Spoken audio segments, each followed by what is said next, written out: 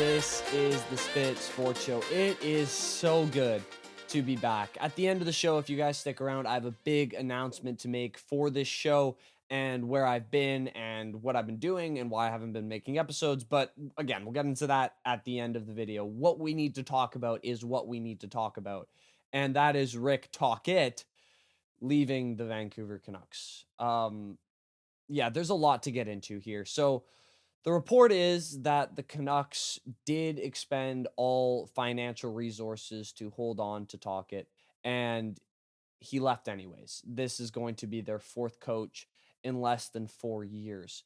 So I thought about this quite a bit, and if I thought that it was a good thing that that cheap, worst owner in hockey piece of not a fan of Aquilini coughed up the amount of money needed to hold on to Tocchet, is that a good thing or is it a bad thing that he gave up all of the money and he still walked out the door? And the conclusion that I came to was money makes the world go round. It is the driving force behind, I don't know, everything in a democratic society. I feel like money really should be the main point, especially for a coach who's hired to be fired, especially in the NHL, where it feels like if you don't do anything within a year and a half, you're gone as a head coach. I think it's a terrible thing. I think the fact that he's walking out the door, even though he's would be offered top of the market value, is just a disgrace to the organization.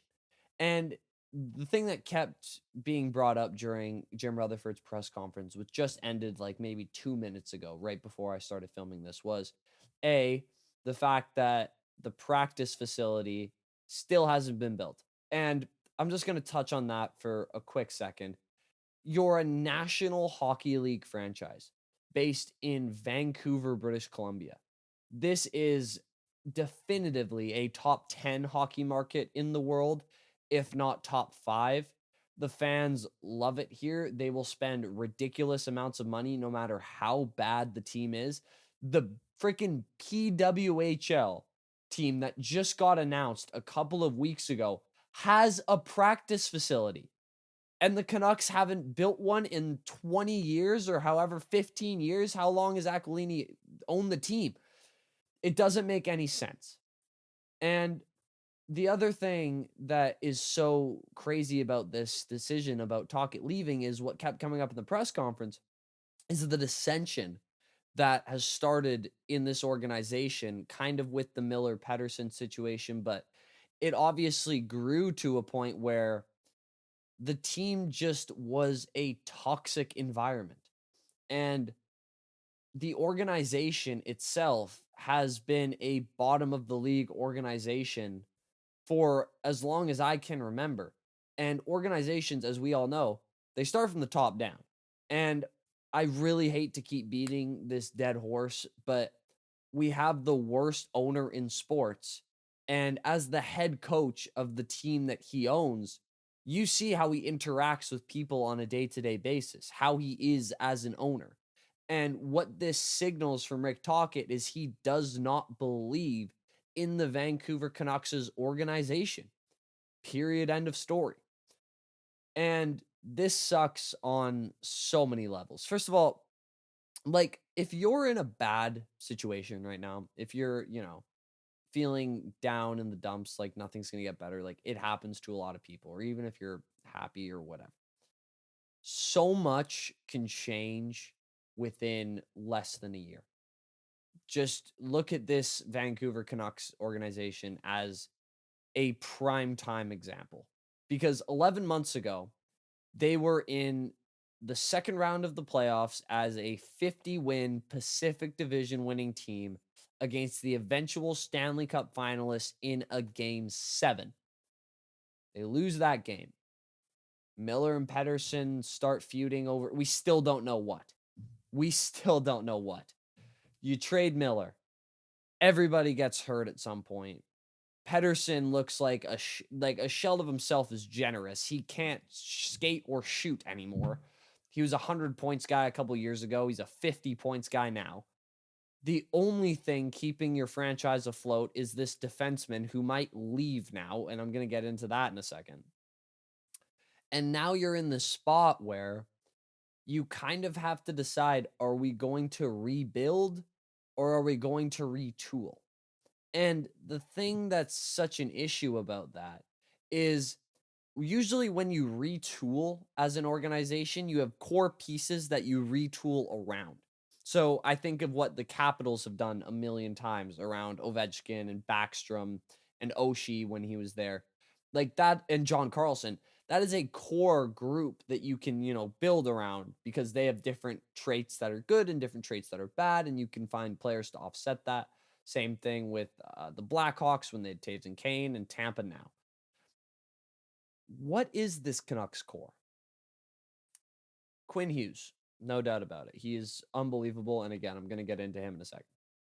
Outside of that, you have an $11.6 million player who hasn't been good in 2 years. You have, what else do you have? Like Connor Garland's a good player. Brock Besser's going to leave. Suter's going to leave. Marcus Pettersson is a good player. Tyler Myers, Thatcher Demko is always hurt. Like, who is the core that you would retool around?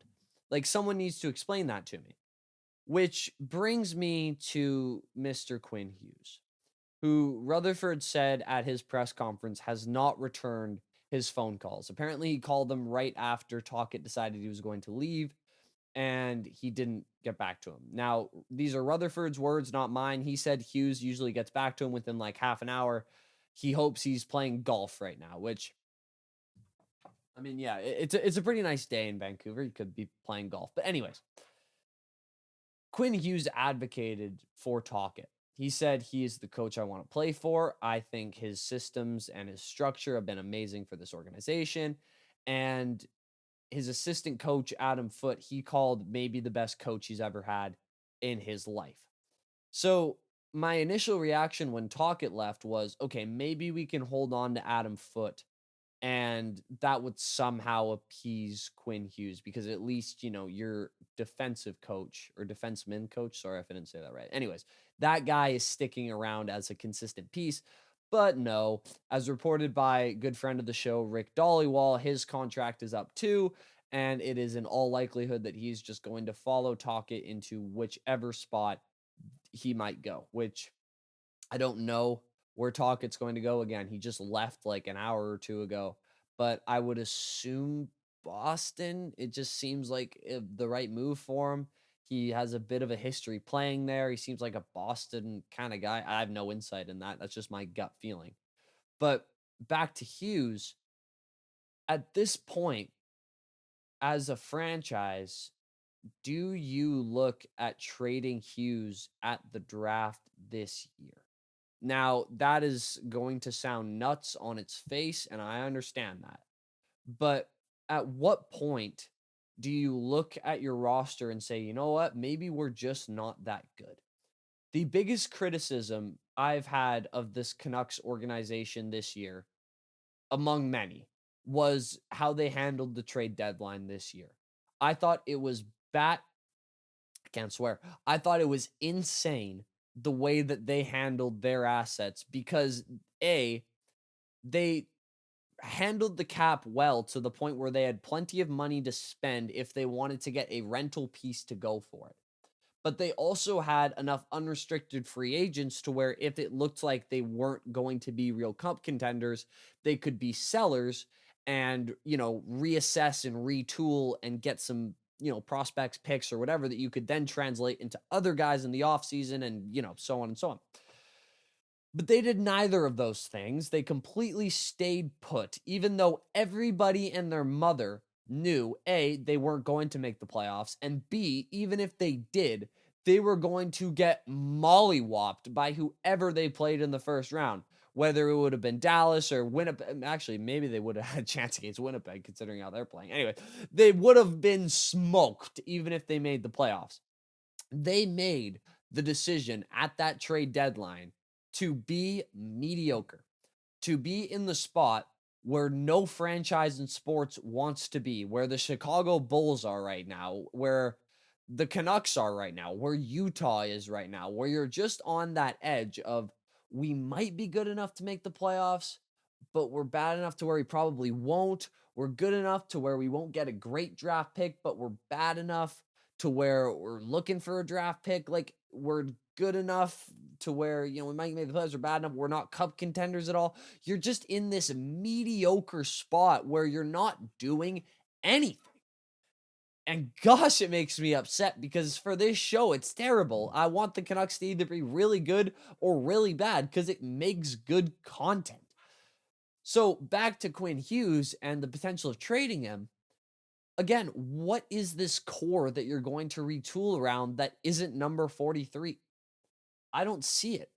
So at this point in time, it might be time to hit the self-destruct button and say, you know what? He's already teased a million times that he wants to play with his brother. He has really no connection to this city whatsoever, besides the fact that they drafted him.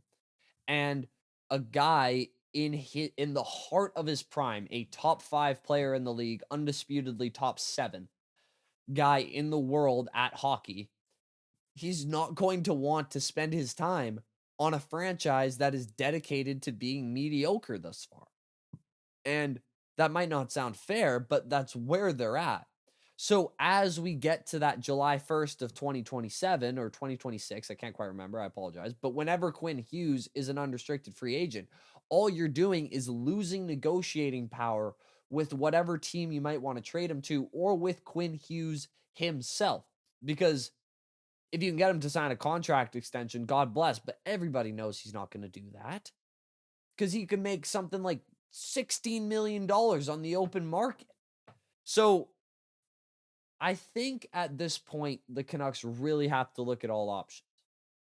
One of those options might be rebuild. And Quinn Hughes is not going to want to sit through a rebuild. And you could get the sun, the moon, and a couple of stars for this guy and be set to hopefully contend again in like 3 years. And I know that's not what Canucks fans want to hear, but I think you know that I have a point here. You retool around core pieces. Who's the Canucks core outside of Hughes? I don't see it anywhere. So let's say they just go the route that they're probably going to go and retool this offseason, try to find pieces here or there. You're going to need a head coach. Um, the possible replacements, Mike Sullivan's name has been floated around, but it's just been reported that he wants to stay out east. So that's probably out of it. Vancouver, believe it or not, is pretty west. John Cooper, but I don't think he'd want to come to Vancouver, A, and B, I don't think he'd want to come to Vancouver. Laviolette is an option, maybe. He's on the board.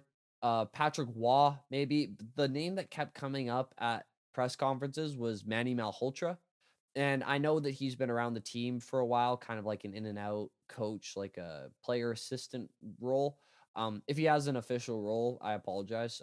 I could just be wrong about that. But he definitely has qualities of being a head coach as far as what I've seen. So if he gets hired, I guess that would be kind of exciting just to see what kind of energy he would bring to this franchise. The guy that I think that the Canucks are going to end up with, though, and this, again, I have no insight on this. I haven't talked to anybody, but my gut feeling is it's going to be Joel Quenneville. And because the Canucks clearly want that kind of structured defensive based style as the foundation that they build upon in terms of their play style. And B, it just seems like the most Canucks thing ever to hire that guy after what came out about his time in Chicago and this being his first job back. I don't know how to explain it. It just seems like the most Vancouver Canucks thing that they could possibly do.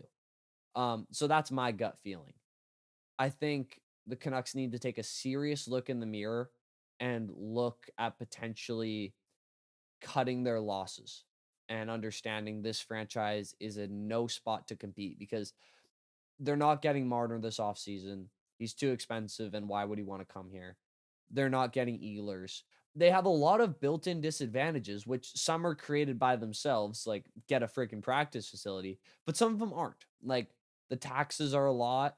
The media here is insane about the Canucks. Like even compared to Toronto, which is known for having the most insane hockey media, they still have like, the Raptors and a couple of other like national teams, whereas the Canucks, it is all the Canucks or Vancouver, it is Canucks all day, all the time. So it's not really an attractive spot for free agents. I think the Canucks are in a really tough spot right now, obviously. And they need to decide, are we going to try to be mediocre again? Or are we going to blow it up, get everything we can for this generational defenseman, and build back up again? Which would suck, no doubt about it. I would hate to see Quinn Hughes playing for any other team because he is so much fun to watch and he makes me want to watch the Canucks when a lot of the times I don't. I mean, I have to for this show, but a lot of the times I don't want to watch. And then I remember, oh, wait, 43 is going to play 30 minutes a night. Awesome. Can't wait to turn that game on. But he doesn't want to be on a losing team.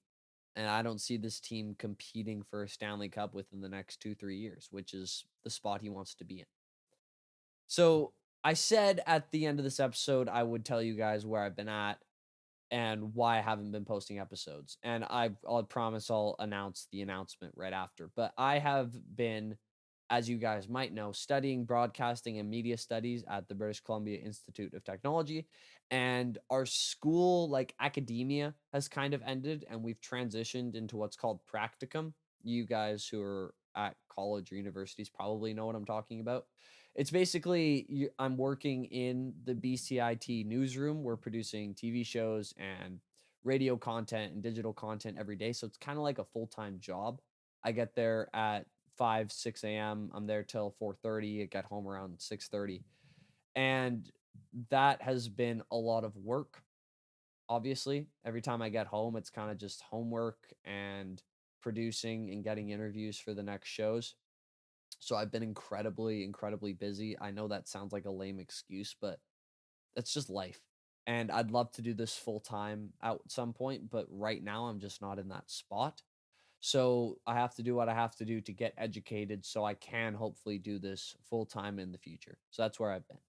As far as the announcement, and I'm very excited to announce this, when I say Rick Dollywall, close personal friend of the show, that is not just industry speak. We have been talking for a couple of years. I consider him not a friend, but definitely an acquaintance, and he will be coming on the show within the next couple of weeks. He's been very busy with the Willander and the Tocchet situation, covering all of that, reporting on it, but he will be coming on the show in the very near future to talk about this Tocchet situation, a recap of the Canucks' season, talking about where they're going moving forward. I cannot wait for it. Hopefully, after that episode, we can really become close personal friends and a great friend of the show. But anyways, thank you all so much for watching. As always, I want to know, am I insane for suggesting to trade the best player maybe in franchise history? Maybe not in franchise history, but one of the best players in franchise history. Let me know in the comments below. Please leave a like on the video if you enjoyed. Please subscribe if you really enjoyed Spit Sports Show. Just over 400 subscribers. Big things happening on this channel. And as always, I'll see you all tomorrow. Peace out. Love you guys.